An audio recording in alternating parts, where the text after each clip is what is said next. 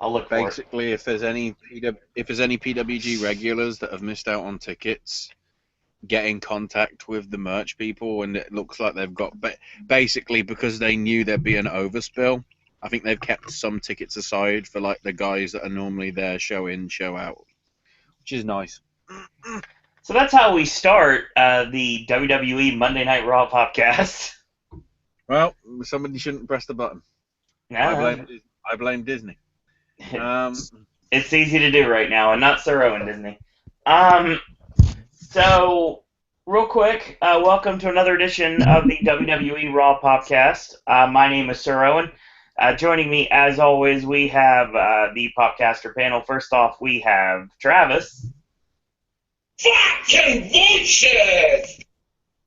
Indeed. And we have Ashley. why are Disney so ashamed of the BFG?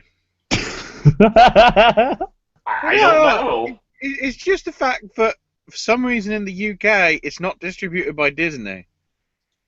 It's distributed by E1, so you know, whatever. By the way, hola, ¿cómo estás, señoritas? Oh, another language Owen can't Sí, speak. señor. Actually, we're in We're doing Portuguese. it. Hang on, are we in Spanish? We're in Portuguese. We're But always listen. in Portuguese. We were in Russian on Saturday night. Rusev Forgia. Rusev We're, Master. do, we're doing it on purpose. We're literally doing anything that's going fucked up with the Olympics. 1, Russia, 2, Brazil. Yeah. I'm looking forward to this. So, If any drug scandals happen with any nationalities, expect that language to become our podcast language. jeez. Welcome, Tim, in the chat. Ugh. Yeah, we got a lot to talk about tonight. Another blah edition of Raw. New era, same old shit. But for sake of argument, there's a lot of great things from this Raw. It's just the entire product as a whole. Overall, I'd say it's a downer. Yeah. But there were, Some compared to the previous weeks before the new era, right. there was a lot more interesting and stuff that happened in this show that didn't make it an over, I'd still say there are some bits in this that are must watch. Matches, a few matches, a few promos, bits here Agreed. and there. But it's sort of like it's not like a must watch like last week was. Well, okay, Tim said it in chat, and I think we both can agree with this. It felt kind of like it dragged midway through. Yeah, that was the thing about last week. Nobody felt it went 3 hours last week. It felt like it was like 2 hours. It felt like we were watching the Hulu version of Raw, which we should do in the first place. It felt no. I understand. Then you miss Xavier picking a banana. Yeah, that's true. And I miss yet another squash match of Nia Jax. To be honest, with those squash matches, it's more a case of name that indie worker. That's exactly what it is. Let's watch the squash match. We'll get to that a little bit later, but I mean, first, let's start talking about the show. Obviously, Will's not here. The reason Will's not here is because Will was actually at the show tonight, so hopefully we'll be getting his live event perspective this Wednesday on the Wednesday Wrestling Podcast, 10 p.m. Well, you never know, depending how long it takes from the traffic from the arena to get out. He might be here somewhere within the next 17 hours when this podcast finishes. I don't know. I don't know if we're going to go that long tonight. Yeah. Drugs. I'm not sure if that's going to happen. But we'll see. We're not going to go 17 hours, perhaps No. 12. By the way, breaking news on that dark match, though. There was kayfabe breaking, kind of ish. It's a dark match. Anything's allowed. Seth put on AJ's jacket. Yeah. Well, obviously AJ worked the show because they created this really awesome, phenomenal one, Georgia shirt for AJ. Really babyface AJ shirt, just because this is AJ's return to Georgia. Kind of like those Suplex City shirts they do for every town, but I mean, this was for the return of AJ Styles to Georgia, even though he wasn't on the main card tonight because he's on the wrong brand. Yeah, we still haven't worked out apparently WWE still hasn't worked out the fact that SmackDown talent should only be appearing on SmackDown unless they're there for interpromotional rivalries. We will Hence talk about main event. we will talk about Diamond Dallas Page later. Now, without any further ado, and let me be the first one to go on record on a social media or on any sort of a podcasting forum to say that out loud. So there you go. So let's start off the show, shall we? Hopefully. So you can tell that it's the same old shit because we have a 20-minute opening promo. Yeah. Even with who was involved in the promo, it's still a 20-minute promo. Yep. I mean, I've I watched guess the Kevin first thing we Owens. should mention here, JoJo's on announced duty. Yeah, we were going to bring this up on Wednesday, but it seems like we need to talk about it now. Well, because JoJo was there. I sort of expected it last week. Hmm. Because we were trying to work out, who's doing what. And then, of course, by SmackDown, we found out, oh, wait, there's no Lillian. And, yeah, it's time, once again, for Lillian to leave WWE, apparently. Yeah, her dad has been battling 2 different forms of cancer, so she's going to leave the company and take care of him full time. I still think she could be back for, she could replace Fink for, Hall of Fame stuff, possibly. Maybe. And special appearances here and there. But yeah, family comes first. Absolutely. Vince, retire. Absolutely. Then Sasha Banks opens up the show. JoJo announces her, as the new women's champion. And the crowd are going, "You deserve it," at her. And she, says, "How great is it for Raw to open with a statement? A Banks statement!" Oh, that line was horrible. Somebody's been watching too much Matt Patton. That's just a theory. A game/film theory. Oh, God. Oh.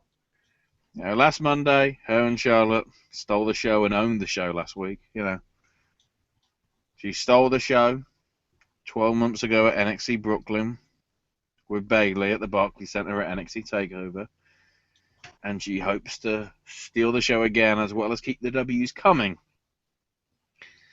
as she defends the belt in the same venue at SummerSlam in a few weeks. And then she's about to keep going, but then Charlotte's music hits, and she comes out. With the crowd chanting, "You tapped out" at her. And I can't remember, Charlotte said, it was something it was a fly or something? Or was it a fluke, was it? Possibly? Yeah. But Sasha goes, "Oh, something missing from you, Charlotte." "Oh, wait, it's the belt. It's on me." "Oh, I know. Where's Dana? What's gone on with her?" And Charlotte says, I don't need her. I can do it on my own. Yeah. I don't need Dana anymore. So I guess that means Dana's just like, "Fuck you, bitch. Go back to NXT." I wonder how long it'll be before she is cannon fodder to Nia Jax. They can use any help that they have right now to bring some life back to the NXT Women's Division. Yeah. I don't need Dana. I don't even need Rick, He's off in the retirement home. And I'm like, yeah, the likelihood of him retiring. Piss off. Well, first off, Ashley, I've never heard it referred to as a resting home before. I've heard a rest home. I've heard a retirement home. She called it a resting home.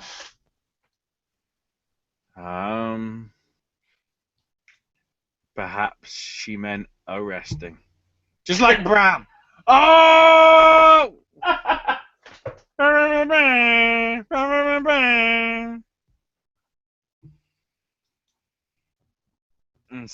And Charlotte goes, your reign as champion, it will just be a one-night stand. ECW! ECW! I was waiting for that reference. And then Sasha goes, hold on, let's think about it. With the way that Rick was acting, if it wasn't for a one-night stand, you might not even be here. Oh! That hot fire! Travis right now would use his trademark line if he was on the call. Quiet. I'm here. What do you say when you're like, oh, and you say one word? What? God dang it, you don't get your own What? bits. Never mind. What? I believe you say got him a lot. This Ooh, was a got him moment right here. Got And he him. totally blew the spot. Boy! Once again, I'm gonna start calling you other names because you blow spots. Roman Reigns. You know what Ric Flair was lacking? These nuts. Ah, got him. How does that explain I do it Charlotte better then? than you, Travis. How does that I'm one. explain Charlotte then, Ashley? If he doesn't have D's nuts. Well, you saw them. That's what Kofi and Big E pulled out the bag. Oh yeah, that was wrong.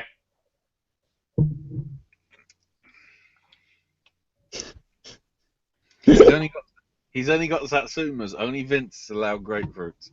Oh, Quiet. Tangelos. Jericho makes his way out. So then it's like, hang on. This is a women's segment. What the hell are you doing here, son? And, it says Sasha's, you're being ungrateful and being spiteful towards Charlotte. Charlotte's so great and so elegant and beautiful. Charlotte has outdone anything that Rick has ever done in the ring.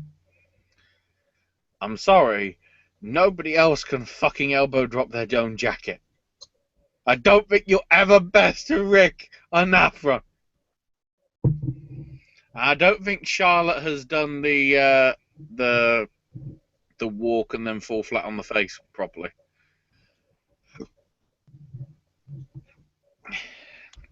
And then he's like, you call yourself the boss, Sasha? What sort of boss are you? Are you Bruce Springsteen? Are you Jason Sudeikis? Are you Melissa McCarthy? God, I hope not.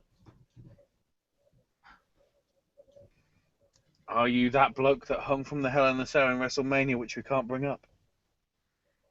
And then sort of mentions, how her cousin's gardener, plumber, is Snoop Dogg or whatever. And that apparently she's also related to Puff Daddy. Who will be on Raw next week, and it wasn't even mentioned once. No, it was right before Brock. Oh, well, whatever. That was it. I didn't even see that, so go ahead. Yeah. Oh, that's like John Cena. You can't see him. And then at SummerSlam, you'll become a brat once again. So then Enzo and Cass music hit. And I'm like, 6-man? And then Enzo comes out on his own and is like, is Cass hurt? Has he got the lumbago or something?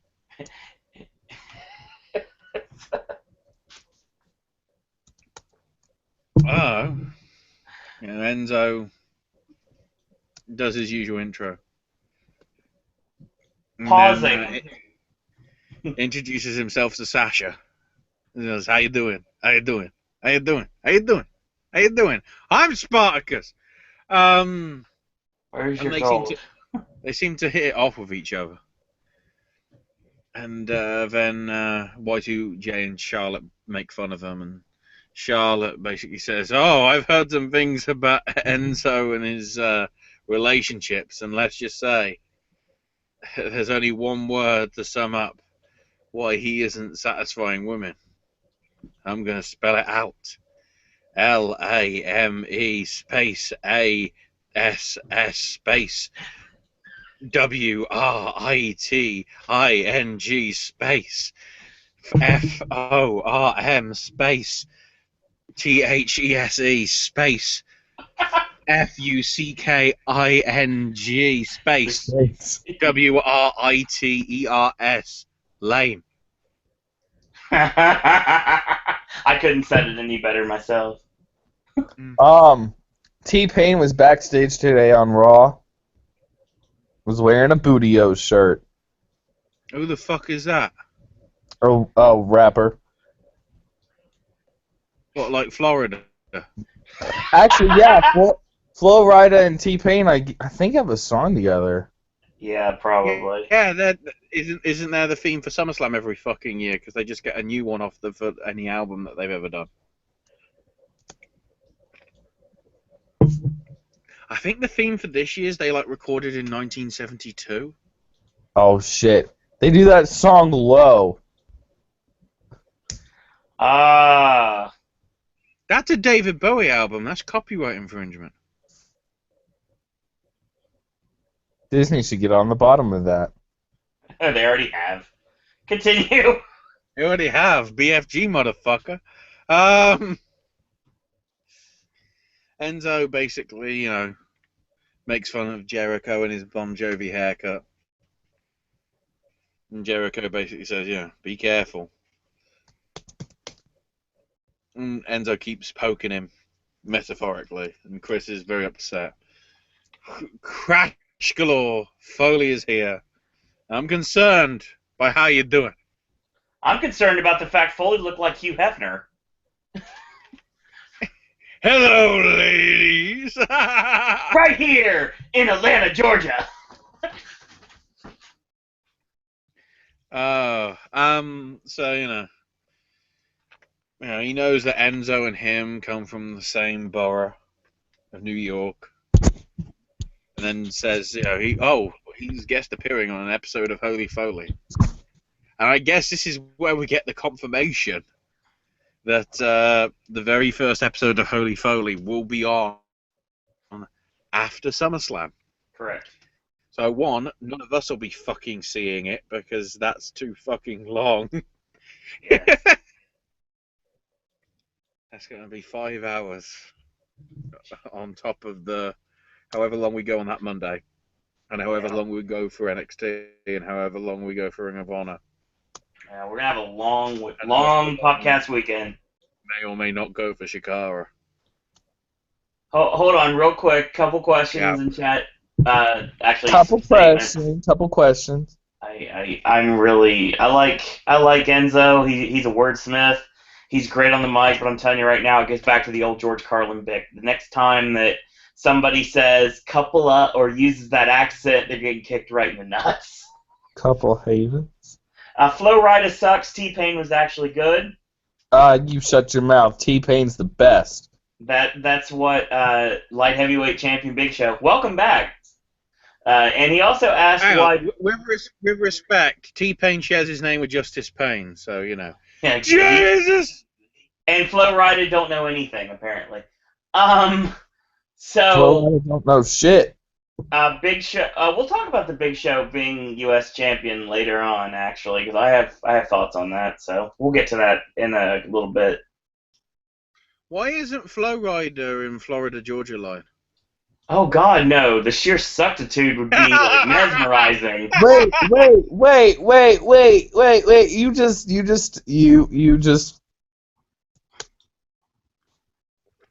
Give me a second. I just what? I just broke Travis. What's the song called? Thank you. Who did the freaking rap version of Cruise with Nelly? Nelly, thank you. I knew it was a rapper. Yeah, exactly. Actually knows. Tangents you only get here on the Popcast Network.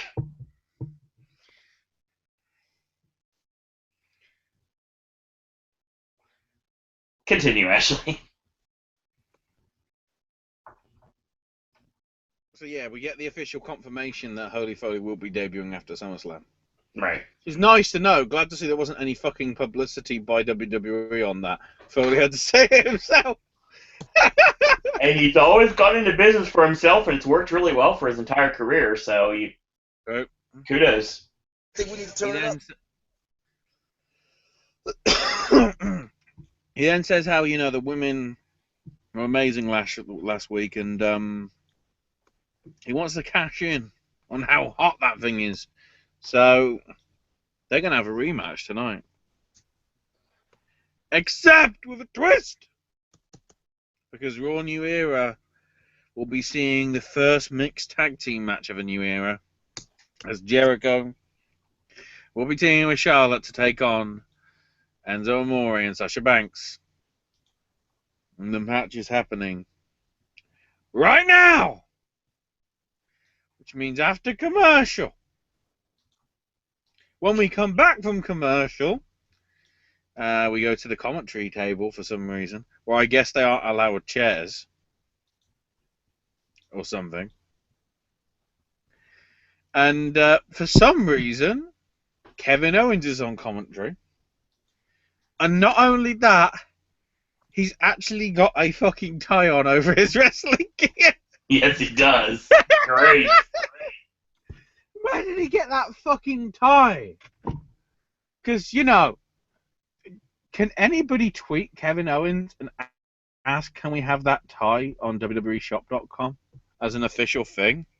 I wanted him to come out and start giving his pop vinyl to everyone to be a good company guy, and then tap Michael Cole in the head and say, "Is this what you want me to do?" He's got a fucking pop vinyl. Well, Yeah, I know what I'm looking for at the game conventions. Then, please, if anybody's going to Insomnia this August or EGX this September, and you're selling pop vinyl figures, please can you have the Kevin Owens one? I will buy that shit up pronto. I will have one when I go to Orlando in 44 days. God damn it.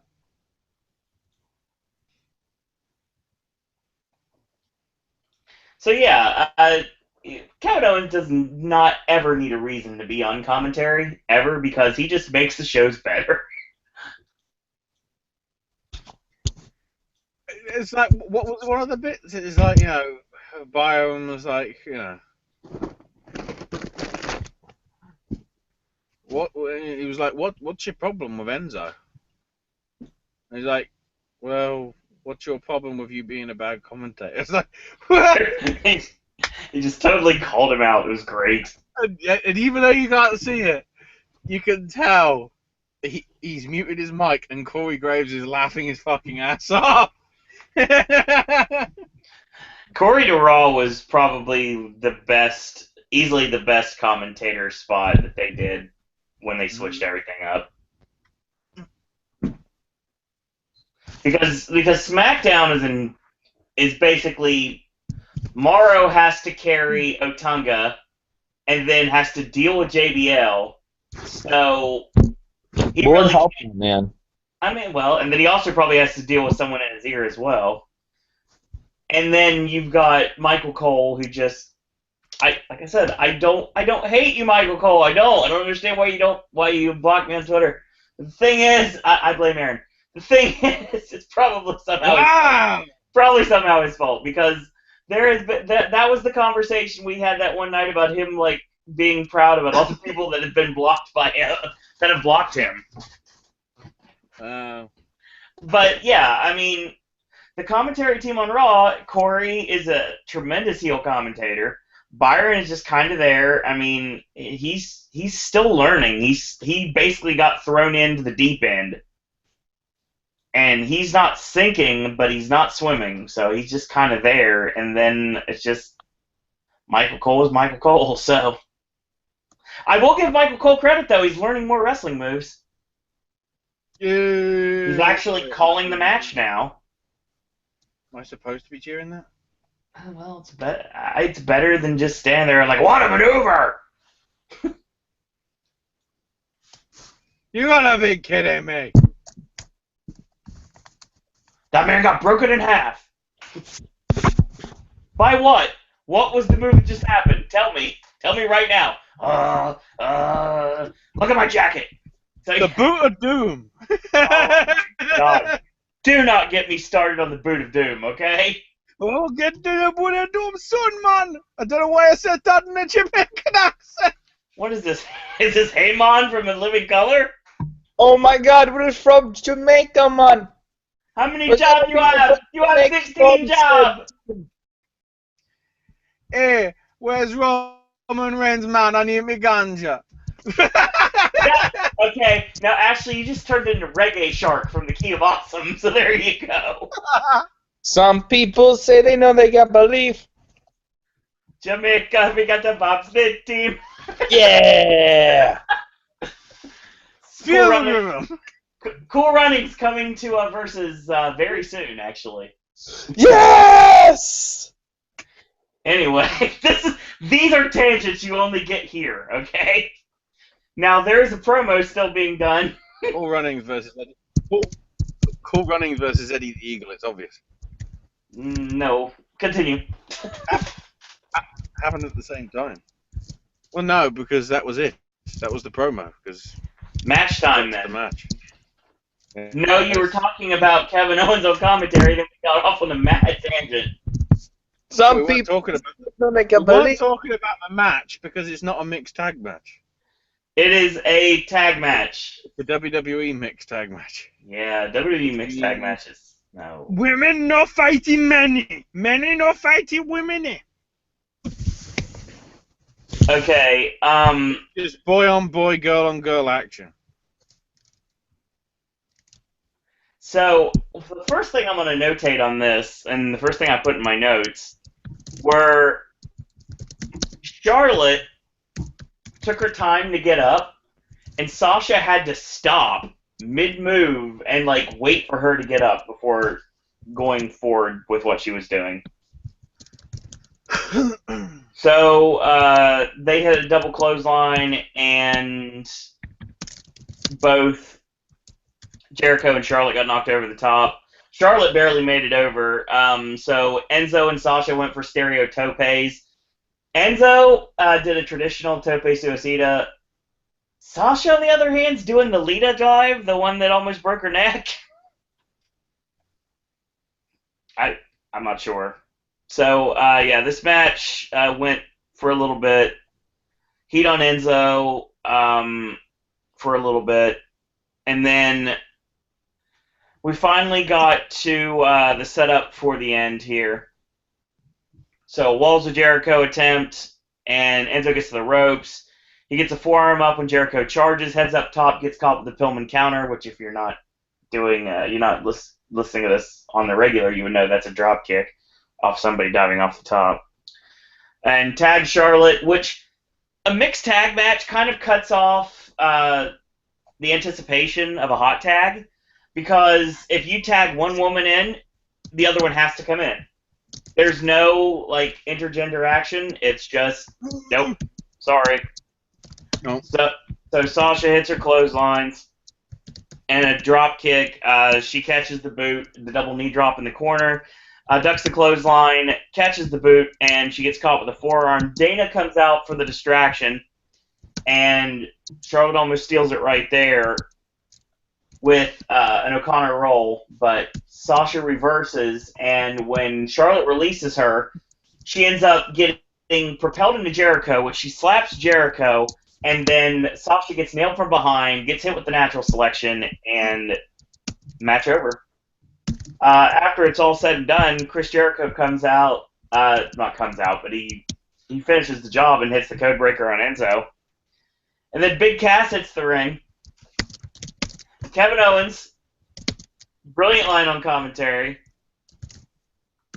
He basically says, he's the one you should be worried about. He's the one that's dangerous. You might want to get out of the ring. And I'm like, yeah. And, of course, Dana, Charlotte, and Jericho leave. But not before the referee comes in, grabs the women's championship, and goes to hand it to Charlotte, who, by the way, is not the champion if we're playing along at home. So what does Charlotte do? She takes 2 steps back, and then we go get off for a camera shot.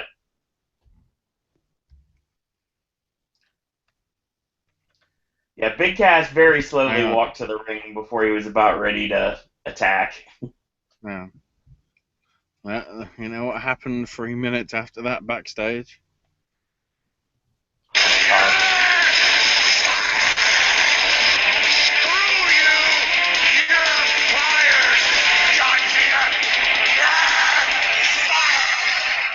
There's I left only that one in on purpose. But there's only one problem with that.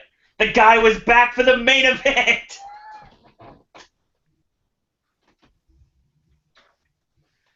I wish this match would have been a traditional. Well, not traditional, because I don't like traditional. Hang on. You've got picture evidence of that, haven't you, Travis? Yes. Travis does. I suggest tweeting that to Ross on Wrestling and see if it gets in WTF tomorrow. By the way, fuck Ross, because Whoa! Oh, wow. No. Hear me out. I tweeted him the old Raw logo on the new Raw logo Titantron from last week. Wasn't even on WTF moments. He doesn't look for all the freaking WTF moments. It's bullshit. There's only so much time in the day, Travis. Well, that's like a big WTF moment. Like, seriously. Maybe he didn't think so, or maybe he didn't see your tweet. I'm sure Ross gets about as... Well, actually, no. I can't say that.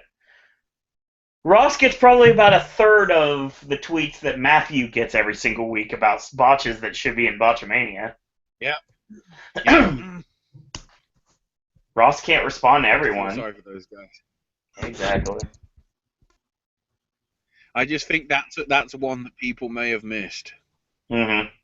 But it's very much worth bringing up because I think it's key that somebody got fired. Except he was in the main event. So yeah, like I said, he basically goes to give the title back to not the champion. So yeah. Oh, quick! I need to go to Wikipedia. Big Cass is like Edge and Test's clone child. Wow. That's an interesting concept, actually. I'm guessing this is the Test pre-drugs. This is original Test. Yes. This is babyface Test with the long hair. Yeah, I can see that. Big Show. I need to check what happened here. God damn it. Let's do that. Dead air. So, real quick, I'll give my thoughts on the match. I'm trying to look for the details. Where is it? Where's the sports shit? Where's the sports shit? Not music. What's music? No. Television? Is that not? Anyway, I'll give my thoughts on the match real quick. Yeah, it's just it happened. I mean, there we go. I found the evidence. Go ahead. I didn't hate the match, but it's proof positive Enzo is not ready to work singles. I mean, he's still in a tag match, but he's not in a traditional tag match. So I mean, his mic work is just stellar and impeccable, and he can talk circles around almost anybody. But his in-ring work is just not quite there yet. And then you got Cass, whose in-ring work is decent, but his mic skills aren't the greatest. You put them together, you have a thing that works. You have a style that works. By the way, speaking of King Ross, happy birthday to the king himself.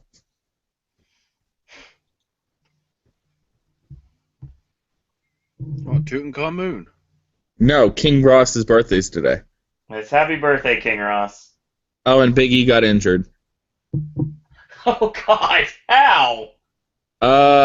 WWE.com just posted WWE Tag Team Champion Big E suffered an injury at the hands of Luke Gallows and Carl Anderson following their match on Raw.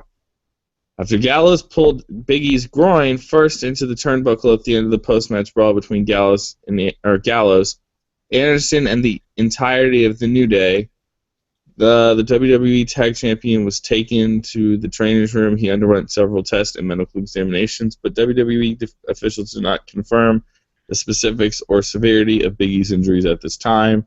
Stay with WWE.com as Big E's condition is revealed. Pretty sure that's a work. Okay. That smells like kayfabe. That's a work. That's a complete work. Okay. The way they set that up, even though we're getting ahead of ourselves, the way they even set that up made it feel like a work. Yeah, because... Yeah. It's fine, no worries. So, we have a fucking clip Okay. of Monsieur Cena as we're talking Teen Choice Awards. What? Well, they had the clip about the Teen Choice Awards and all that stuff. And then apparently, best female athlete was the Bella Twins. The main problem with this is the fact that apparently they're bigger than Alex Morgan, who won the Women's World Cup, which is like the pinnacle of what you can do in soccer for women. And a gymnast, Simone Bliss, Simone Biles, sorry, misread it. Danica Patrick, who's had an on-off season in the NASCARs. Ronda Rousey, who admittedly, fell off after Australia. And Serena Williams. Serena Williams isn't a role model to women. Two fucking women that had no interest in wrestling and then got married or in a relationship with wrestlers all of a sudden changed their mind. Also, hang on. The category is best female athlete. You picked two! Which, best female athlete to me implies one person wins, not a conglomerate of women. I don't get it.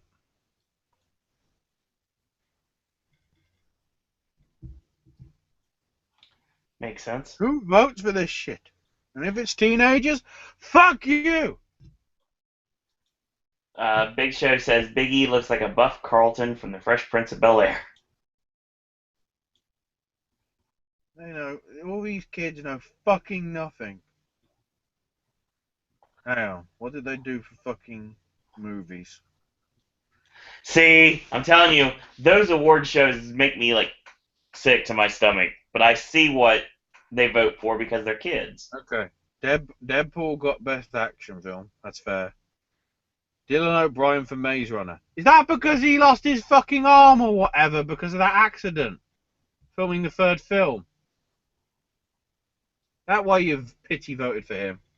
God almighty. Miracles from Heaven. What the fuck is that film? Oh God, that movie's terrible. What the hell is that? It's another faith-based movie. Yeah, but they still gave DiCaprio the bloody award for The Revenant. It's still fucking happening. That'll never end. Exactly. That's how it should be. Christ. Oh, at least Ride Along 2 beat Mother's Day. Thank God. Oh, both those movies are garbage. I like the fact though that fucking Captain America Civil War beat Star Wars to best sci-fi. Oh, God. Okay. I love the fact that Huntsman and Fantastic Four were considered in the same par. But whatever, that's your Teen Choice Awards. Fuck the surfboards.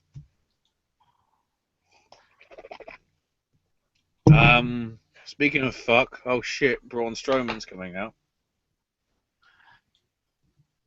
And we have I don't know who it actually was, but the name they gave him was Evan Anderholm. I don't know whether they do this on purpose. It's like, make a fucking name up, tell it to Michael Cole and the guys over the thing, and just keep saying it over and over again. Evan Anderholm is a segment producer at ESPN. What? Yep. If you Google Evan Anderholm, that's what comes up. Not a wrestler. They use some bloke from ESPN's real name. He's a segment producer at ESPN. Was that him? No. No! No! It's an indie wrestler. Why else would Cedric Alexander have tweeted, well, there's a face that you might recognize? So it's clearly somebody that's come from the Carolinas. He's somebody that looked familiar, but I couldn't tell who it was. Quick to Google. That's not going to help you. So I like the fact here. One of my favorite parts of this match was the same thing that happened last week when they had the Braun Strowman squash match of the week. This basically Byron was asking him. He's like, "So are you crazy for going to this match?" And the guy basically is like, he's like, "Why are you doing this?" He's like, "I get $1,000, and if I win, I get $5,000." I'm like, okay. Yeah, can we get confirmation on who the indie worker was that worked this match? There's got to be somebody that knows. I'm looking. Evan Anderholm identity. No documents. Welcome, Daniel McDonald. Not even. Chat. You'd think you would know by now. I hope so. The great thing is, in the promo, Byron was like, what must you think? Victor is mine. I thought he looked familiar. Who is it? This is the third time that this poor guy has had to use a different freaking name. It was Corey Hollis. Fucking hell, really? Yeah. Because he had a different haircut, I guess. He actually had it cut short this time. Christ. Yeah. Anyway. Charlotte. Oh no, you'll love this. Charlotte went onto Twitter and took to the referee giving the title to her. Her tweet goes, "Everyone knows I should still be champion, even referees." Yes! Call that fucker out. Yeah. Call that fucker out. Hey. Yeah, but Evan was like, asked, what are you thinking when you're up against this guy? And he's like, hey, it's win-win for me. If I lose, I get $1,000. But if I win, I get $5,000. Exactly. Byron was just like, well, grand in the hand. There you go. Thanks for coming. 30 seconds later, it is off! Yeah. Ends with the reverse choke slam of that's going to kill somebody eventually. Yeah, I don't know if you want to give him a move like this. Next week when they're in Cali, and he's taking on Roderick Strong. We'll talk about him on Wednesday. And Roddy, whoever indie worker it is, gets severely injured by Braun's move. Braun will get blacklisted as much as Roman Reigns, which means he'll go for the US title, but we'll get to that in a bit. This match, I'm telling. Okay, here's what I brought up earlier. Wow, I can hear myself and it's horrible. It's not me. Well, I will try and fix it. Okay. To some extent. Okay, here's the Go. thing. So, so Right. what I think is going to happen here, I think you're going to have week after week on Raw, you're going to have Braun Strowman just squash people. Wow, that's horrible. And then afterwards, what's going to end up happening is eventually they're going to try to band together, and that's not going to work. And then he'll destroy like 3 guys in a handicap match. And then eventually it's going to get too much, and because WWE knows all about irony, one of the biggest bullies in the company is going to be the one that makes the save, and yes, that's where the Big Show comes in. I think that the Big Show is going to feud with Braun Strowman. Do I want this match? No. Hell no. But I understand why it would happen that way. It's going to get to the point that they're just going to keep having him beat people week after week, and he's going to do handicap matches soon, and then they're all going to try to beat him, and then Braun's going to be like, you know what? He's going to get too rough with somebody, and he's going to have someone do a stretcher job. And when this happens, this is when the Big Show is going to come in and be like, I'm tired of you picking on all the little guys. Why don't you pick on someone your own size? And then we've got a feud. I don't want this feud, but it's Because going to Big Show happen. is against bullying. That's what I think they're going to do, honestly. Big Show. That's where I think he comes in. Bram Strongman with his long out of nowhere ponytail. Looking like Ogre from Revenge of the Nerds. Will's in chat. Welcome, Will. Hope to have you back on Wednesday. He says, will we ever see Zack Sabre Jr. on the main roster? I don't know at this point. I know that he was offered a contract and he had to turn it down. So, that's interesting. So, Will, how much do you hate Seth Rollins now?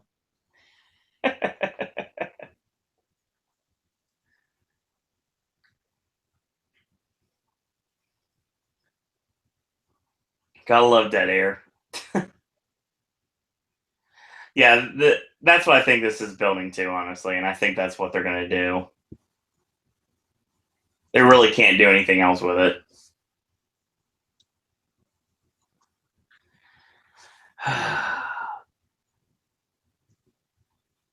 He doesn't hate Rollins at all. I doubt that. He said the Braves suck. Because they do. God. Keyboard warrior tonight, I guess.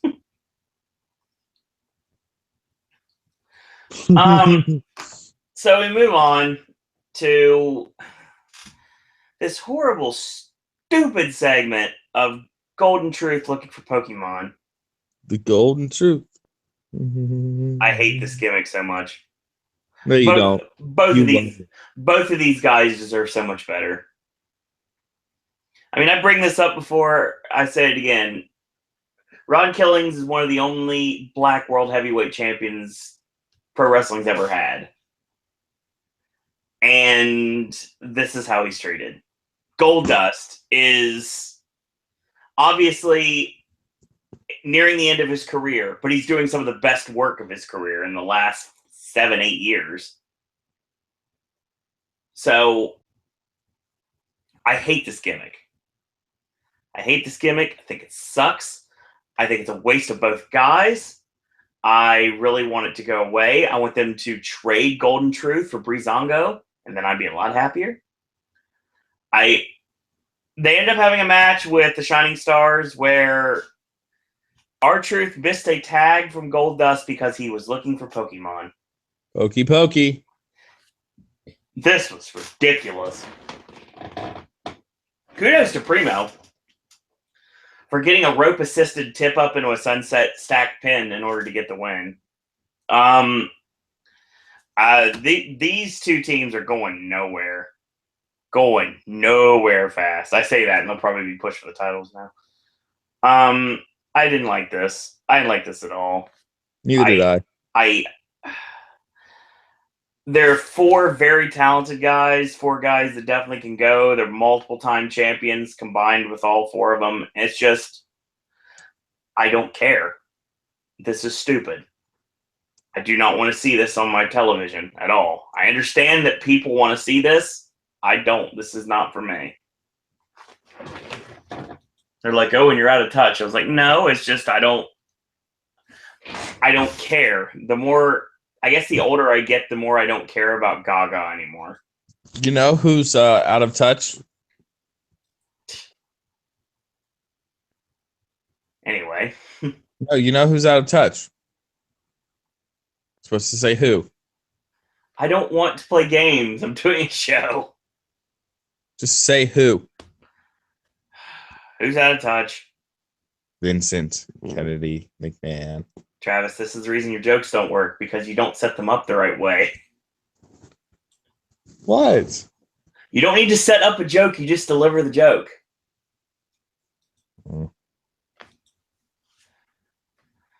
So Balor comes out. A Balor boy. He's a real rock and roller, of course, looking like Prince Devitt more so than ever before.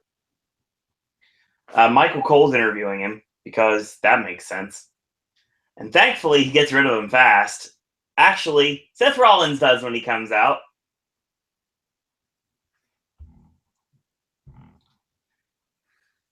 So Rollins basically, the gist of the promo is the fact that everything Finn's done, Rollins did it first and did it better. But Balor says when it comes down to it, he's going to be the one that becomes the first ever WWE Universal Champion at SummerSlam. Rollins shoots on the Braves, which I'm sure made Will very angry. Braves suck. And they did that tomahawk chop gimmick. The only thing I know about that is when it used to happen in WCW back in the 90s. Rollins says, Raw's my show. And Balor says, you know what? Every place I've been, there was a guy who was the guy. And then I beat him and I became the guy.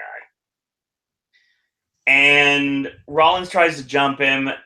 Balor ends up hitting the spinning back kick and a Pele and knocks him out to the outside. This was good. This was a good segment. I enjoyed this greatly. Travis, thoughts? It was good. One of the only segments I liked in the first half of the show. Yeah.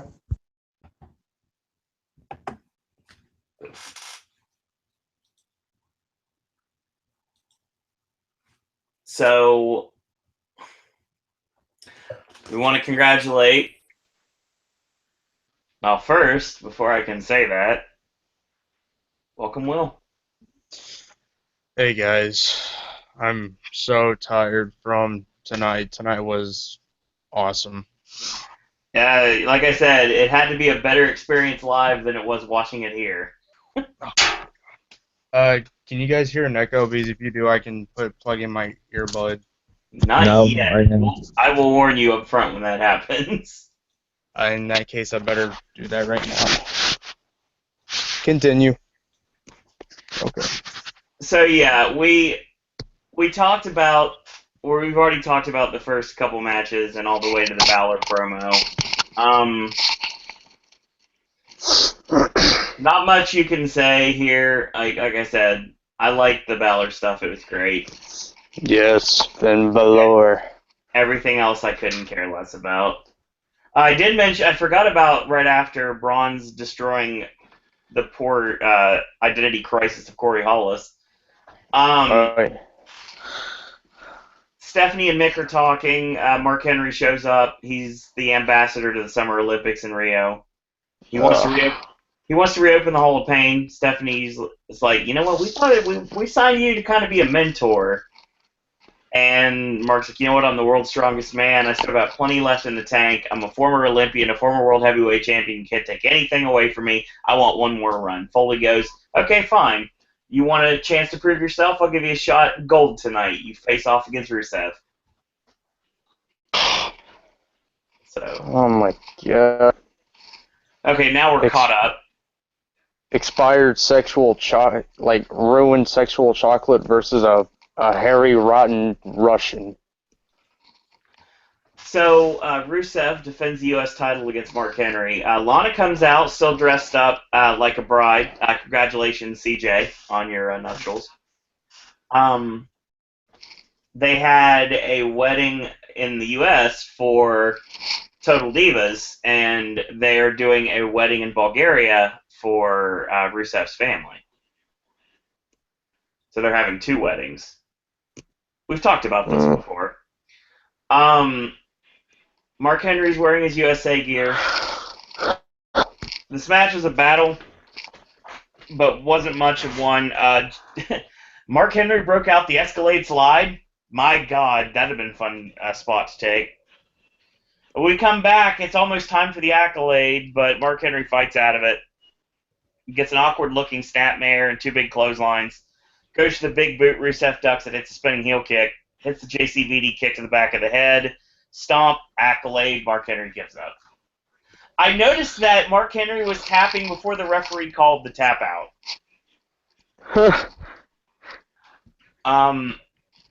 The best part of this match was what happened afterwards.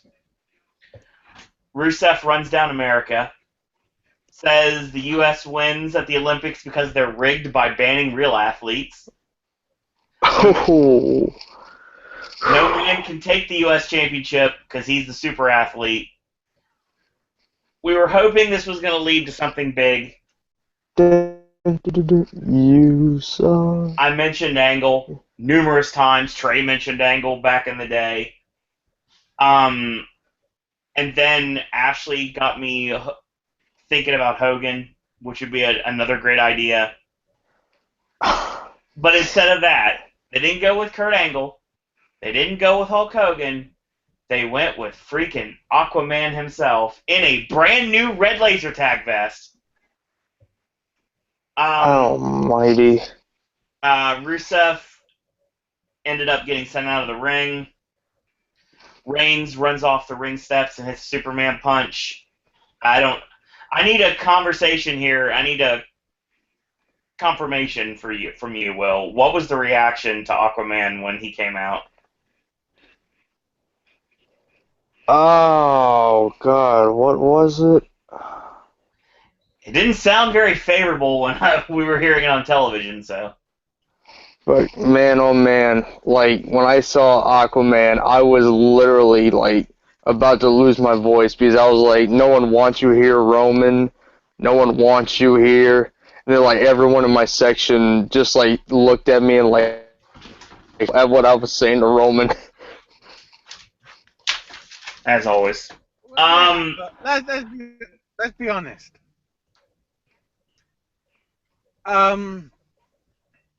We do want him there, because otherwise, who do we boo?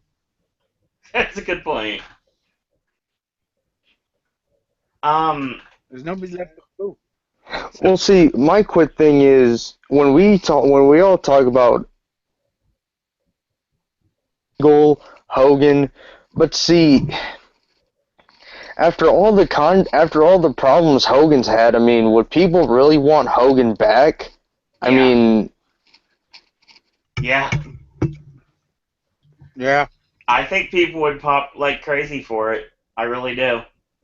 Or what about MVP? No. Because it was a rumor, so I mean, what about MVP? No.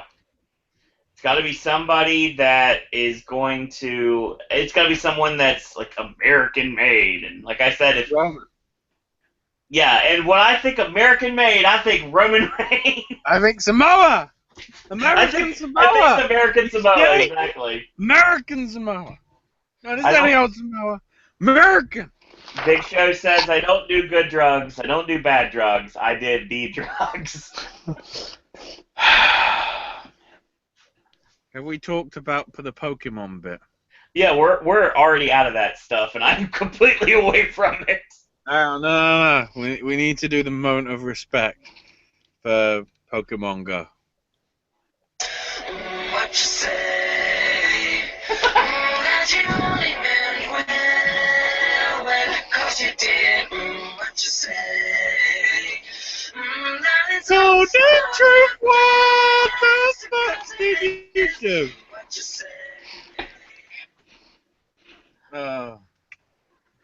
Sometimes there's bits that fall flat. Sometimes bits work. Sometimes bits make me completely clueless to what just happened. It's obvious. What you say? By the way, in case you thought Raw was boring, American Alpha's going to be on SmackDown tomorrow, and AJ's got something to say to just John Cena. Hashtag what's in the shed. Weirdly, this week SmackDown looks much more fucking interesting than Raw. Are they doing this on purpose, the motherfuckers? No, but they'll give you 38 matches that last like 3 minutes. Yeah. We'll get to that.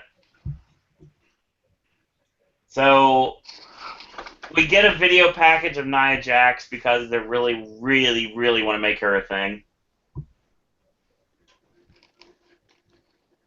Oh, have we already talked about the bit?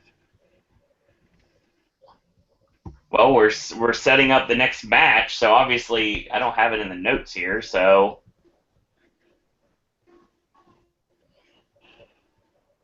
Wait, what? We're setting up the next match. Which is? It's the Battle of the Primetime Players. Oh, So you yeah. Titus you mean I versus missed- Darren. I'm gonna be a real rock and roller. I missed that. Yes? Titus Damn it. versus Darren. This is a live Best show. I have to bit make of the the show show. flow around. I know. I can't help it if my computer goes, wow, no, fuck you, bitch. Pounding it. I know. Pounding it. See, I don't know what you guys thought about it, but Titus and Darren, that was okay to me. No, my question is, where the fuck did that come from? Yeah. As I said in my notes, that's what getting suspended by Vince does to a man, I guess. Unless it's Roman, because then he gets a US title push. Unless, of course, Rusev wins and we do reverse psychology. And the crowd cheer the Russian sympathizer when we're supposed to be anti-Russian. Hang on, no. If we're pro-Russian, then we're pro-Trump. So actually, Vince is nailing his colours to the mast as you'd expect.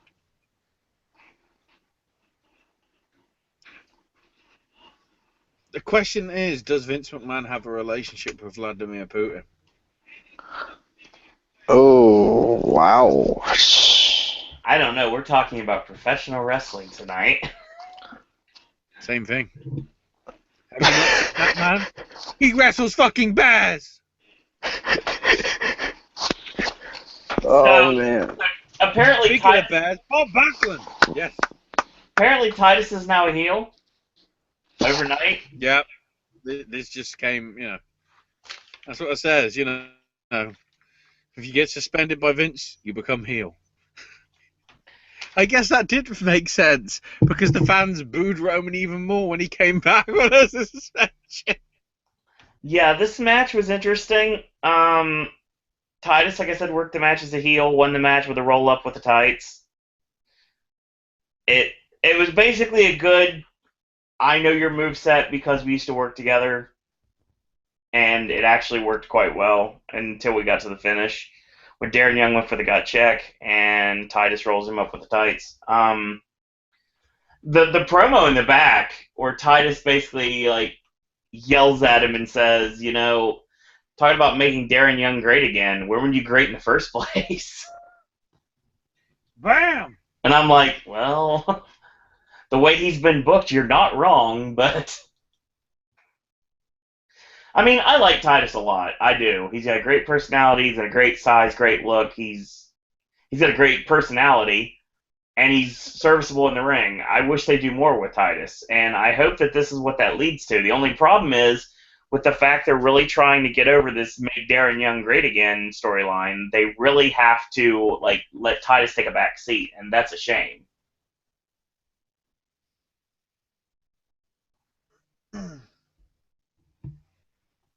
Yeah.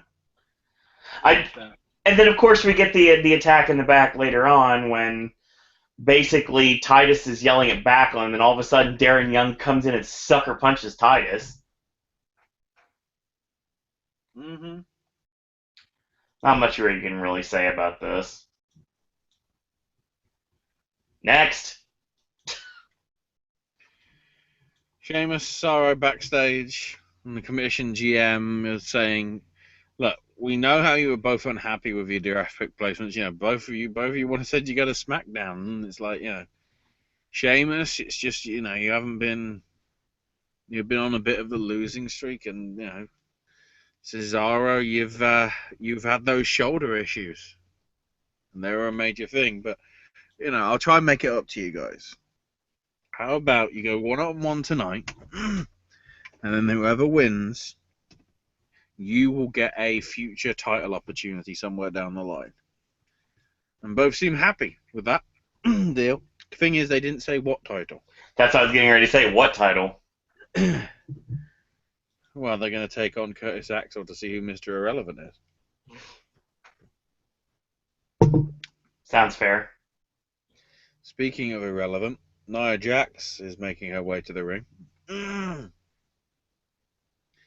And her indie wrestler tonight is Ariel Monroe. It's interesting. The women get to wrestle under their indie names. The men make a fucking name up, son. Corey Hollis.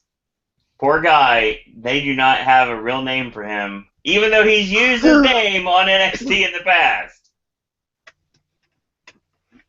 With it on his trunks. Yeah. Oh, yeah. Ariel Monroe. I was trained by Cedric Alexander. That's the reason why he was putting that over on Twitter. Along with Caleb Conley and George South.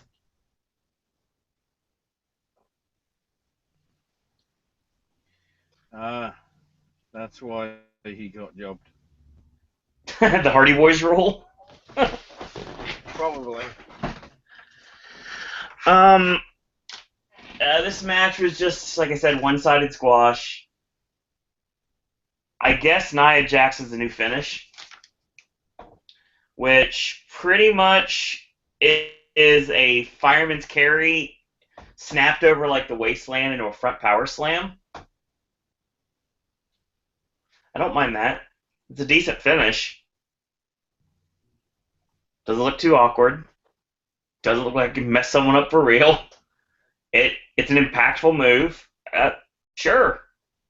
Because obviously you have to have an impactful finish if you're going to be built the way that they're building Nia Jax. And the leg drop of doom, 17 O's, is not an impactful finish. Not this day and age. Now, if you're Bull Nakano and you hit it off the top rope, that's a different story. Or if you're Aja Kong and you throw a spinning back fist, that's a different story. Or if you're Kong and you throw a sit-out powerbomb, that's a different story. But Nia Jax using a leg drop had about as much effect as Joseph Connors. So, yeah, there's that.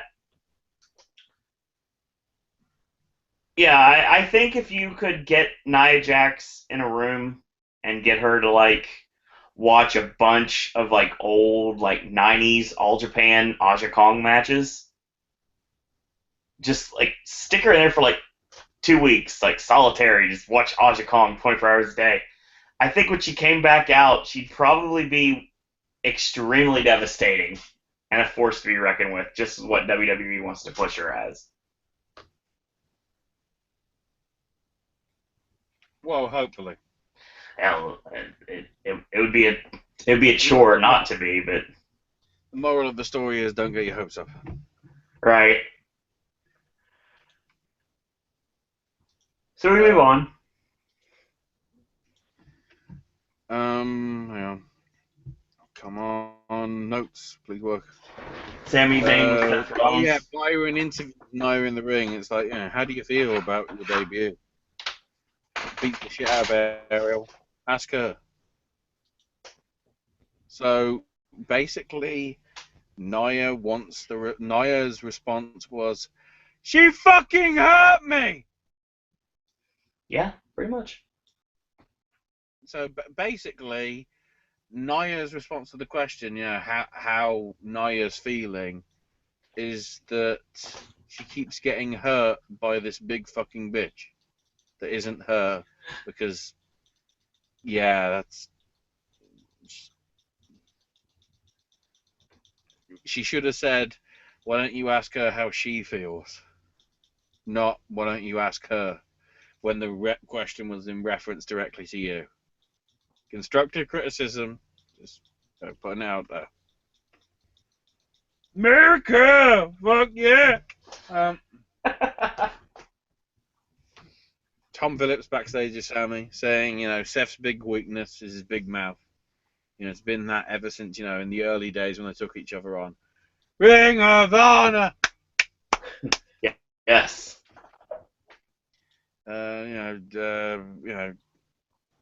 That big mouth that he's got is the same problem that Kevin had. And then he closed that part of the chapter at Battleground. And he hopes to do the same to Seth tonight. Then we cut to the back, and New Day are rummaging in a sack. Kofi and Big E pull out Satsumas, and Xavier is the top banana.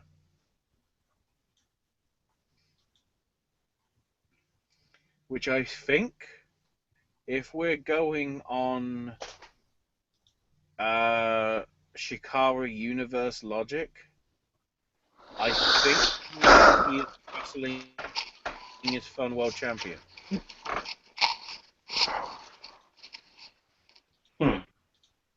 Because the Wrestling is Fun World Championship was always considered the top banana, hence the title was a banana.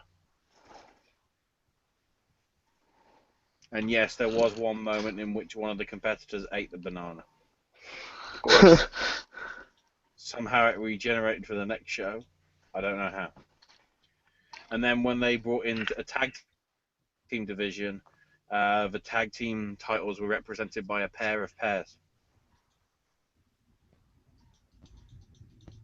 5 a day, kids. So New Day make their way out. And during their entrance, they recap the club attacking them. And Kofi says, those cowards jumped us last week, and New Day complained about this to the management. And then, of course, they get told that you're having a match, and it's only going to be 2-on-2 because we don't want any interference.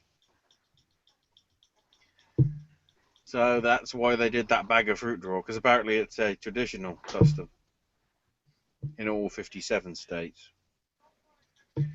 And it turns out Xavier, in his hometown, with his family watching, is going to be forced to head to the back and not get to compete in front of his family.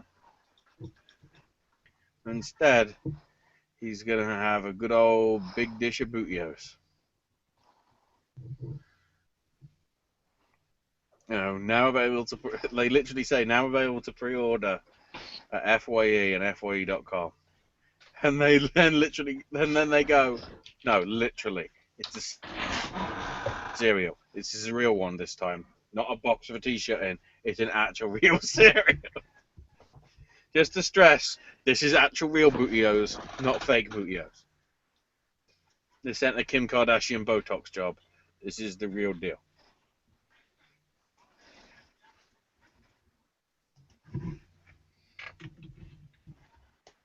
What was the line when some bloke came out of Folsom Prison in 2010? He was talking about Gucci Mane, actually. I don't know who that is. Is he a clothes designer like Gucci of Gucci and Gucci? He's another rapper. Yeah, he's just another rapper whose music I fucking hate. Hang on. I just realised the irony. Biggie talked about Gucci, and then by the end of the night he hurt his gooch. Oh, God. Unbelievable. That He okay. brought it on Moving himself. on. Biggie brought it on himself. He caused this. Moving on, It please. was inevitable. For the Oh. sake, for goodness sake, let's keep this professional. Wait, that's only the Horror Nights podcasts, and Yes. let's move on. All right. Well, So- Disney might be fucking that over. Give it. Well, the thing is, there ain't that much to talk about because, and I'll be honest here, we're breaking kayfabe here. Literally, Owen was like, "Wait, the match has ended and I haven't done any notes." I've got the Yes, it finish, but was. that's it. I know it was. We were sort of like, "Wow, this could be an interesting tag match." Nope. 3 minutes later, it's over. Big E gets a roll up on Carl Anderson. Match over. Yeah, there you go. And of course, Gallows and Anderson are like, well, that happened. Let's beat the fuck out of them. Yes, because they're now going to beat up the New Day. Kofi got destroyed. Big E got destroyed. Xavier came out to make the save. Got destroyed. Then they went back to Big E and both! Right there. Yeah, that was it. Boot of Doom. Oh, God. I will say, I love the sell on the first time, because the first time they hit it on Big E, he actually hot-shotted himself across the top That rope. makes so much sense then why AJ took on Cena now.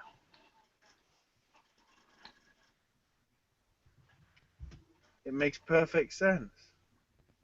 God damn it, I haven't got YouTube up. John Cena's theme.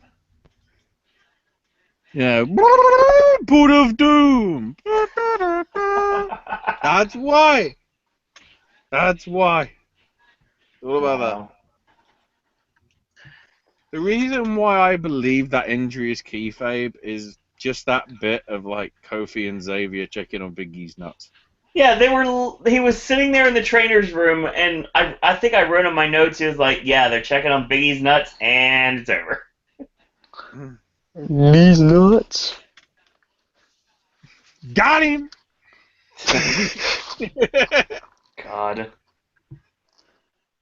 And So- then the match, we come to the next match. It's like, so,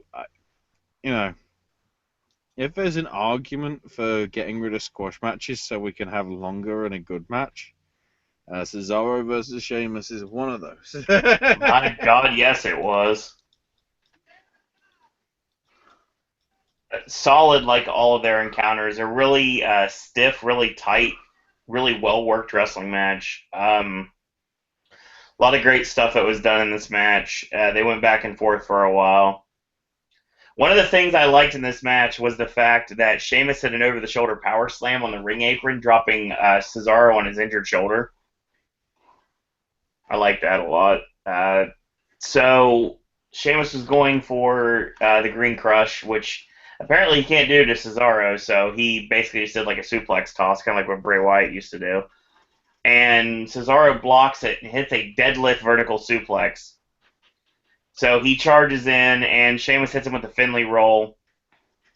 And, like, this is something really, I don't want to talk about this, but this is something so hard to ignore. Sheamus was, like, sweating profusely during this match, and he had saliva in his beard. Ugh. It was Yeah. ridiculous. Cesaro headbutts him in the jaw, ducks a clothesline from Sheamus, hits the 180 Swiss uppercut. The double leg going for the swing, but of course gets kicked in the shoulder. Near fall on the roll up. Sheamus hits a tilt-a-whirl, turned into the Gotch-style neutralizer. 1, 2, 3. Cesaro wins. Getting a title opportunity down the line at some title that probably will be the U.S. title, most likely. Excellent match. Yeah, I mean, there was like the Braun Strowman squash match. That one, the Shining Stars Golden Truth match, those two matches I got really bored with, so I just sat in my seat, and I almost fell asleep legitimately during the tag match. But this match was actually really good. I was actually really intrigued into this one. You know why Sheamus was sweaty, don't you? Go ahead. You know what? Uh, His palms are sweaty. These weak arms are heavy. There's vomit on his sweater already. Fuck me, Jerry. He's nervous. Oh God. my question is, who's Jerry? You want to Ooh, know who Jerry is? nice Bullet Club hat. Boom. I want you to fuck me, Jerry. Fuck me. Oh, That's like, the only that we know as to who Jerry is. man, God. I want a Bullet Club hat now. Don't make me get the fuck me Ray Bradbury song. Oh God. So we come back from commercial break, and there is a pull-apart brawl between Sheamus and Cesaro. Meanwhile, Heath Slater makes his way out. We're fucking ginger! Don't hinder gender. Jinder Mahal. The Ginger Ninja! 2MB back together for 5 minutes. No, about 2 minutes. Probably less than that. Two-man band actually. back together. Foley comes out and goes, neither of you are on the roster. But I've got an idea. It's time for the Battle of the Bands. And the winner of the battle, wow. They get a predetermined contract, and we've already established that they're going to be on Raw. But don't read the notes from WWE, like in the news stories. And he's like, but I read the news stories. I know that Jinder Mahal's coming to the Raw roster. There is no way that he is going to beat... Bam! Kick to the head. 1, 2, 3, and that's it. Like, wow. By the way, ladies and gentlemen, Heath Slater has made more appearances on WWE in the new era than Brock Lesnar. And Heath Slater apparently doesn't have a contract with anybody. At least Heath Slater didn't do drugs. I'm telling you, Heath Slater as like a new Raven would totally work. They just got to go with it. Heath Slater just show up in PWG. I would not be surprised if he shows up at Evolve. SummerSlam weekend, he'll show up at Evolve. Mark my words. And NXT. Yeah, that's a possibility too. Is there anybody that's doing squash matches at the minute on NXT? Not really, is there? No. NXT's home of actual More like with the- wrestling matches and not squashes. 2-on-1 with the Authors of Pain. Oh God. Shane Taylor and Keith Lee, why are you not with WWE? So then we get to backstage. Jericho's being interviewed and, saying, oh, Enzo and Cass better watch their back because, I've got backup. I'm ready to go. This is great. Do you want to be Tom here and I'll be Jericho in this? We'll do some role play here, ladies and gentlemen. Oh God, I don't know exactly what the wording is. Well, no, if you just follow my way, it'll be. Oh, that's right. Yeah, okay. Basically, Tom just went. Tom did a biggie.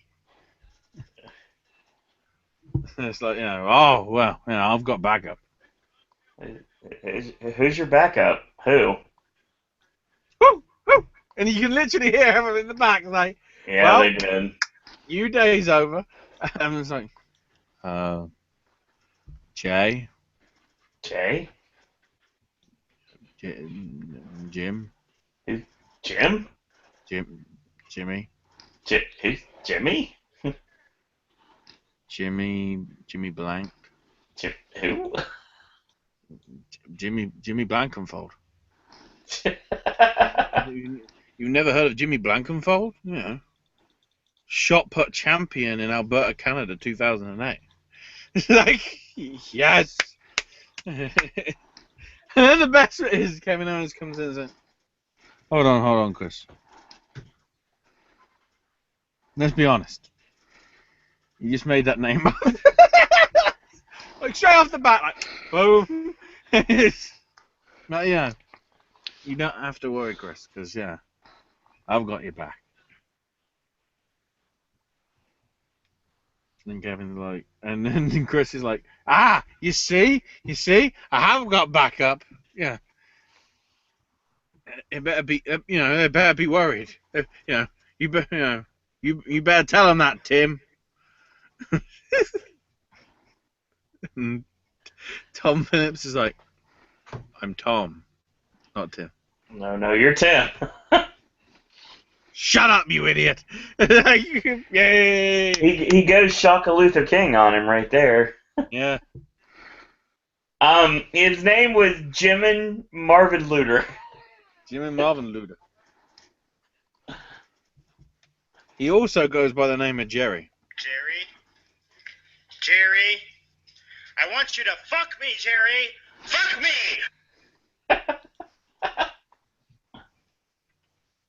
That guy wants you, Jerry. So this leads Smoke to weed every day. that's easily one of the best segments of the night. Just the fact. Oh no, the Finn one, the Finn and the Seth one. It was like, there's a reason why those two should be fighting each other at SummerSlam. Yes. They just proved it. But now, because of this altercation, we're going to have this match at SummerSlam. What, Enzo and Cass versus Jericho and Owens. Yeah, Canada versus Enzo and Cass. Team Canada. Where's Lance Storm? Bring him back. One night only. There's your backup. Yeah. Lance Storm. We were then told that the newest cast members for Suicide Squad are the Shield, apparently. Yeah, I didn't get this at all. And then we pretty much went. Did we go straight into this match without commercials? Yeah. We went straight into Rollins versus Reigns, like, woo! I mean, we had commercials during the thing, but it was like, normally when you have the last match on the show, it's like, commercial before we get to it. And then, whatever. So, we come back from commercial, and Seth Rollins, at 10:47 p.m., Ashley, has on a chin lock. We're back from commercial. There you go. Oh, damn. You know what I forgot to do tonight? Bring a sign? You forgot the Hoodie Man sign. That, but I forgot to do a Chinlock City chant. I wanted to do a Chinlock City chant. It's at least Will has People priorities. wouldn't get it. The ignoramuses wouldn't get that shit, because they're idiots. Yeah. Let's get into this match, shall we? When Raw comes back, I want to get a Bullet Club chant started. Wow. So Sammy arm drags out of it, and Seth stops him with a sling blade. Seth takes too much time to try to get the pin, and Sammy rolls him up with a forward roll for a near fall. Seth goes for the pedigree, gets stopped, and he changes his mind and hits the buckle bomb instead. Rollins sets up a Vada Kedavra, but Sami Zayn mows him over with a lariat. Hits a Michinoku driver for a near fall, ducks the swing, goes for the Blue Thunder, but Seth elbows out of it. Ducks Seth's round kick, Blue Thunder, 1-2, and a kick out. Rollins with a high elbow, and Sammy ends up going for the Tiger Suplex 85, but he gets countered. Enziguri from Rollins, Ghetto Blaster in this case, Pedigree countered into the wrist lock into the rope walk swing DDT, and he sets up for the haluva kick, but Seth powders to stop momentum. Sammy gets a tope con hilo, tosses him in, heads up top, and he gets caught with a boot, going for a pedigree and a backdrop by Zayn, and goes for the haluva kick. He gets caught up in the top rope, gets the pedigree, and Rollins wins. Excellent match. Mm-hmm. Again, no surprise to anyone. It was Tyler Black and El Generico.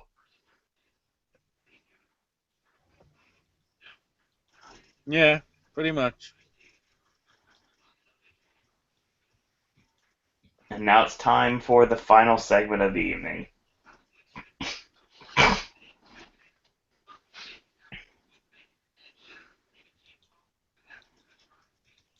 Oh, I think apparently it's been declared on social media that Big E's suffering from a snap banana.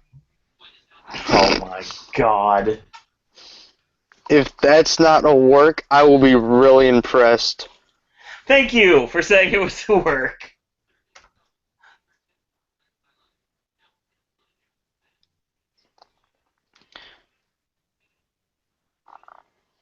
So yeah, this was a solid main event. Very much enjoyable. And I look forward to seeing these two face off again. Great chemistry. Yeah, really solid match. I like it. I like it. Yes. Pretty good match.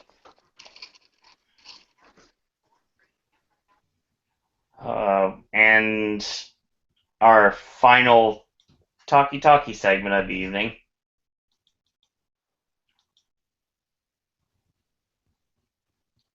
Ashley.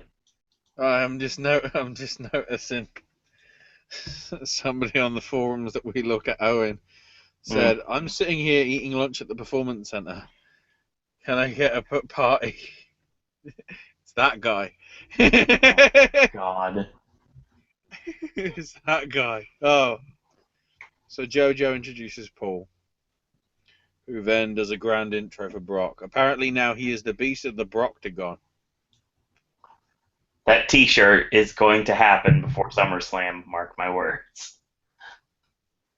Heyman says that Brock will entertain everyone at SummerSlam, but it's not the kind of entertainment that WWE is liking. You know, his entertainment will be non-politically correct and violent. You know, a word violent. You know, a word that's sort of banned around these places. But you know, I can say whatever I want to say because I'm with Brock, and it's like, please say fuck, please say fuck, please say fuck.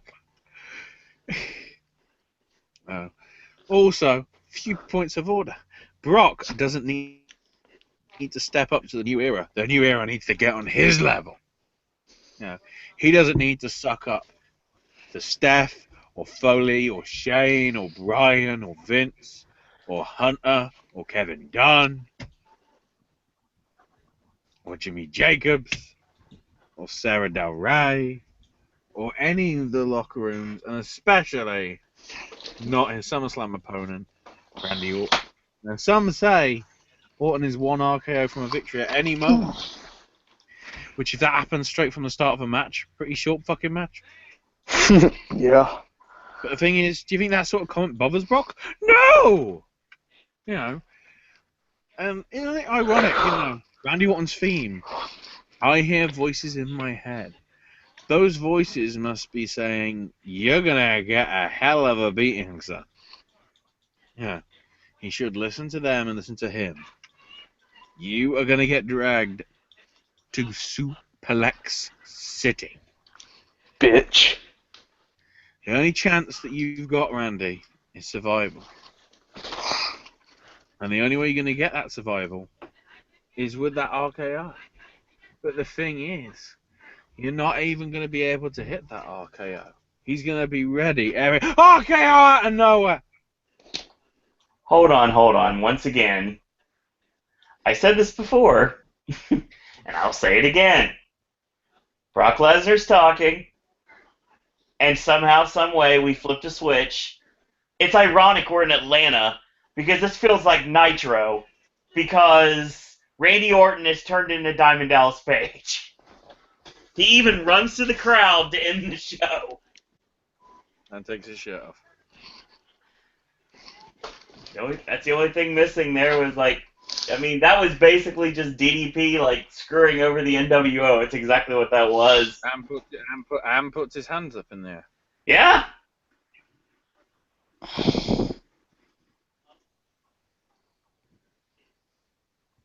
So that was very interesting in the show. Ow. I mean, this is fine.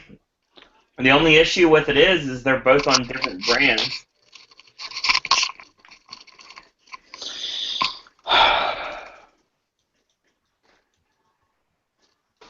Yeah. But yeah, this was fine. You have to build anticipation for SummerSlam, given the fact it's only 3 weeks away.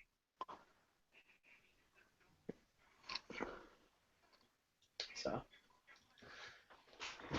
from top to bottom, like I said, if you wanted to watch the show, I would say there's a lot of things I would suggest you skip.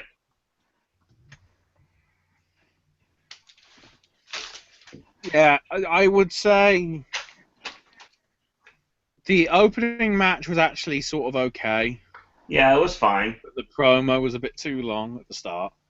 Agreed. The Balor Rollins confrontation was very good. Very much so. Let me look for notes. The Rusev versus Mark Henry and Roman Reigns thing is worth watching just for the fucking wedding dress. Yeah. That alone is like, yeah. And also the fact that, you know, the Russian sympathizer is going to get cheered at SummerSlam. Yeah, very likely. It's finally complete, Ashley. Remember how I kept saying that Roman Reigns is Lex Luger? Yep. It is finally complete. He is facing the evil foreigner at SummerSlam. With a title on the line. Yep. Roman's going to hit the Superman punch and win by countout. Yep. Have a quick look through. Cesaro and Sheamus.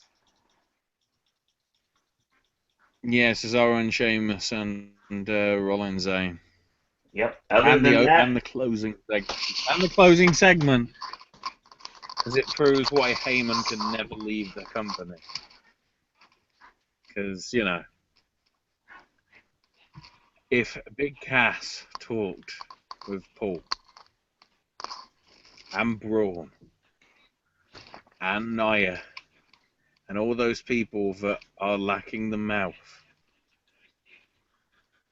and in some cases have skill and other cases must try harder. I mean, that's the one thing I would say. Yeah. That's why I regret that Moose never went to the E. right. Because if Moose talked with Heyman, my God, that'd be a beautiful thing. Not that I'm saying that they pair up, but just the whole concept of him learning stuff. It would be good for someone like Strowman. It would be good for someone like Corbin. Mm-hmm. I mean, you could learn a lot from Paul Heyman. Huh? Yeah. He wasn't even wrestling. He didn't even do superstars. What's going on? Fail a drug test? I thought he was on SmackDown. I lose track of where these fuckers are. If you're a jobber, piss off. That's what it is. Yeah, and I mean, before we give our final thoughts or put ourselves over, like I said in chat earlier when we were talking about the tag match, I want Truth to hold the tag title again because I believe that he was headed in the right direction when he was holding the tag title, But then when Evan Bourne, I believe, got released, that's when they had to lose the titles.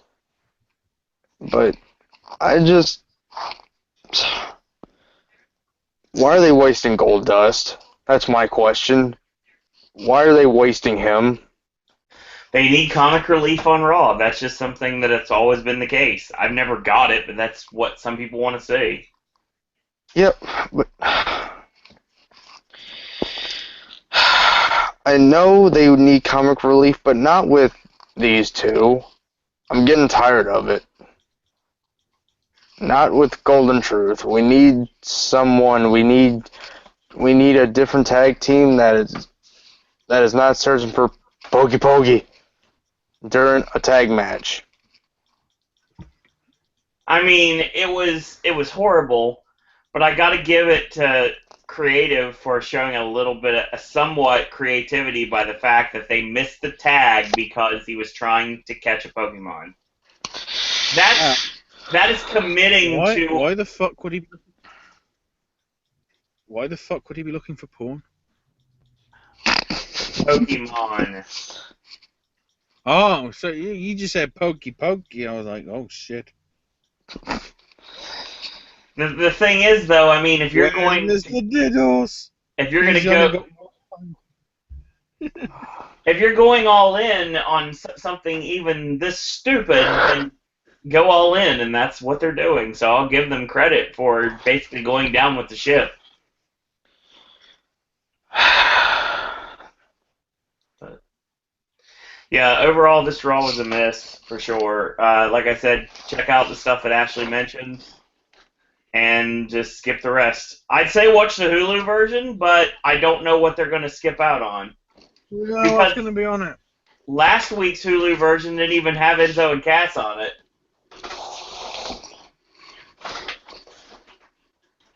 Hang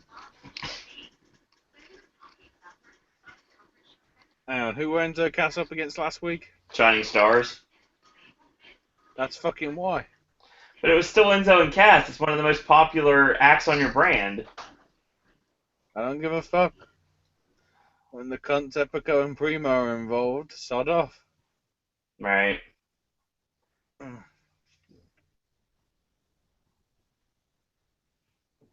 I think that's the show. Yeah. There's nothing else to talk about. Nope. I still though wonder whether this is a conspiracy theory that they've made it shit this week so that SmackDown looks better next week, and whether this is now going to be a trend. So basically, we should only cover WWE every fortnight. So then we cover the previous week's SmackDown and that week's Raw, because that's when we get the two good shows. Because at the rate we're going at the minute in terms of New Era, it's good, crap. If SmackDown turns good, then that means Raw next week's going to be good, which means SmackDown's going to be shit. Right. It means the Go Home edition of Raw is going to be shit, and the Go Home SmackDown is going to be good. And that'll continue. I think they are now, because of how badly last week was received overall, as in Raw was good, SmackDown was shit, they're writing it this week so that SmackDown looks to be on top. And SmackDown will have the better show. I hope. So they're going to do 50-50 booking on their shows now, not just their programs. Yeah. Oh, that's horrible. I just feel that they need to do that because, I mean, they don't have to have the viewing figures like dramatically up, like matching Raw, because that will never happen. Oh. But actually, it'll be interesting to see, because I haven't got a lineup in front of me or anything as to what's going on with the Olympics. Because what I'm intrigued about is whether Raw for the next 2 weeks clashes with any of the major events. Because bear in mind, because it's in Brazil, nearly everything will be happening prime time in America. Mm-hmm. So let's say if not next Monday, because I don't think it's starting off early. I'm not sure. But let's say the second Monday in is the men's 100 meters finals. Or 200 meters, whatever Bolt's doing. Nobody's going to fucking watch wrestling. Because then they're just going to be going, right, that one's a drug cheat. That one's a drug That one might be on drugs. He looks a bit druggy. It's going to be interesting, especially when you take into account that NBC Universal is the official network of the Olympics. And when they aren't showing wrestling, from what I can tell, they're going to be showing Olympics. So, yeah. That's the interesting thing to come up over the next few weeks. Right. That's of course the Olympics happen. Yeah. When you hear stories that the velodrome doesn't have any seats, and the venues, well, I don't know if the venue's immediately starting, but the fact that the Olympics is 72 hours away, and the velodrome doesn't have any seats, and it's supposed to have like 10,000. Bit fucking awkward. Indeed. So yeah, I think that's our show tonight. Oh, by the way, we'll cover it in more detail. But just as a bit of research for everybody listening, please go to the Huffington Post, because there is a very interesting article regarding TNA's Jade and domestic violence in wrestling. Mm-hmm. Very, very interesting piece. As I say, we'll cover it all completely.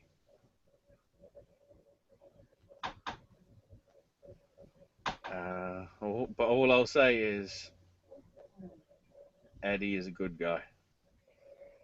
Indeed. I think she made the right choice. Eddie is a good guy. He may seem like a moody fuck, but Eddie is a good guy. He's not a bad guy. He's actually a good guy. But he's not the guy. Indeed. So, thanks everyone for joining us tonight. We'll have to drop off. You can follow him on Twitter at HHNDawg, DAWG. A link in the description bar below to his YouTube channel. And Travis? You can follow me on Twitter, Travis Coaster.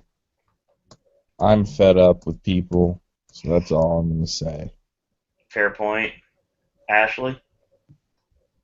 Follow me on Twitter, Ash is my name UK. Check out the archive of my podcast stuff, SNS Sticks and Flicks, and the whole indie show at snsradionetwork.com. Hopefully those things will be coming back somewhere down the line once Microsoft stops making me want to try and put Windows 10 on my new computer that I'm not installing until those fuckers turn that thing off. Because I'm not going to something I didn't choose. And Gaming with Ash got put up yesterday. As we look ahead to today, well, depending where you are and what platform you're on, this week's release of the first Telltale Batman game. And a tale about Telltale that I tell. I didn't even mention the fact that the CSI game, one of the cases rips off the fact that the game that was cancelled when the guys founded Telltale is sort of obliquely but not directly referenced in one of the cases. I don't know how Ubisoft signed off on it, but okay. All right. Follow me on Twitter at Suro and Disney. Follow the network on Twitter at Popcast Network. Check out our Facebook fan page at Popcast Network, Zazzle store at Popcast Network, and I will state that our Halloween Horror Nights podcasts are available on iTunes, Stitcher, and Google Play. check those out. We had a really fun one. It was just me and Tyler and Justin and Blake from California. So it was 4 guys talking Horror Nights on all 4 events. That was a fun one, so check that back. A quick programming note, this Wednesday, the Wednesday Wrestling Popcast is going to be at 10 p.m. We're going to be talking Ring of Honor. We'll be talking Impact Wrestling, a week behind. That's how it works now. UFC's on the docket. We're also going to be talking G1 and so many great things going on in the world of wrestling. So we have all that to come. We got PWG. We've got ICW. As the road to that crazy 4-day weekend continues. Indeed. Sip and Snack Random Tales should return on Thursday. Friday, AJ's Brewery Reviews. Finally, Suicide Squad, along with The Killing Joke, Sharknado 4, and 9 Lives. That's coming your way on Friday. Saturday, a brand new Sip and Snack. Sunday versus coming your way, your cryptic comment is Cave. And who knows, maybe, just maybe, the elite of the Popcast Network will be gracing you with our presence for another Halloween Horror Nights 26th Popcast in the near future. And who knows, maybe, just maybe, we may get a special guest or two coming to the Popcast Network to talk wrestling with us. More information coming in the near future.